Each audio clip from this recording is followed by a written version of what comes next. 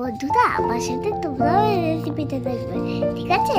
নমস্কার মামা, তুমি আজকে ডিমের কি রেসিপি করছো? আজকে হাঁসের ডিমের মটরশুঁটি দিয়ে একটু অন্যরকম মশলাকারি রেসিপি শেয়ার করব। দারুণ হয় খেতে এইভাবে বানালে। তো তার জন্য সর্বপ্রথমে ডিমটাকে সামান্য পরিমাণ মতো নুন দিয়ে ভালো করে সেদ্ধ করে নিতে হবে। তারপরে খোসা ছাড়িয়ে নুন, হলুদ এবং সামান্য সামান্য রসুন বাটা দিয়ে ডিমটাকে ভেজে নিতে হবে সামান্য লাল লাল করে। তো এই দেখো আমি নুন, হলুদ এবং সামান্য রসুন বাটা দিয়ে দিচ্ছি। তো রসুন বাটা দিয়ে দেবো। তারপরে ভালো করে ডিমটাকে বেশ নাড়ি চাড়িয়ে সামান্য লাল লাল করে ভেজে নিতে হবে। এতে ডিমগুলো বেশ ভালো টেস্ট হয় আরো।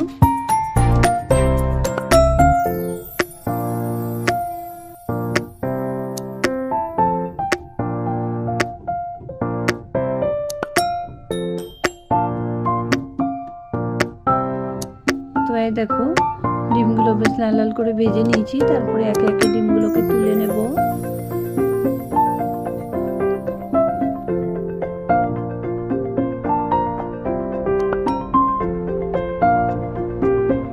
তারপরে কড়াইয়ের মধ্যে দিয়ে দিতে হবে পরিমাণ মতন তেল। তারপরে দিয়ে দেবো ওর মধ্যে গোটা জিরে, সামান্য মেথি ফোড়ন এবং তেজপাতা। দেওয়ার পরে দিয়ে দিতে হবে পরিমাণ মতন পেঁয়াজ কুচি। পেঁয়াজটাকে বেশ লাল লাল করে ভেজে নিতে হবে। পেঁয়াজটাকে বেশ লাল লাল করে ভেজে নিয়েছি। দেখো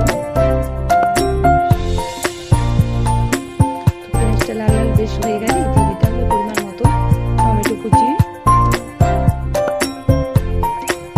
তারপরে দিয়ে দিতে হবে পরিমাণ মতো নুন, হলুদ, লঙ্কা গুঁড়ো, জিরে গুঁড়ো। দেখো দিয়ে দিলাম পরিমাণ মতো নুন, হলুদ।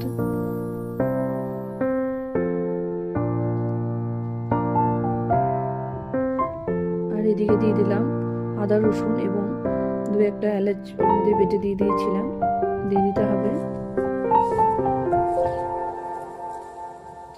আর দিয়ে দিলাম এদিকে জিরে গুঁড়ো।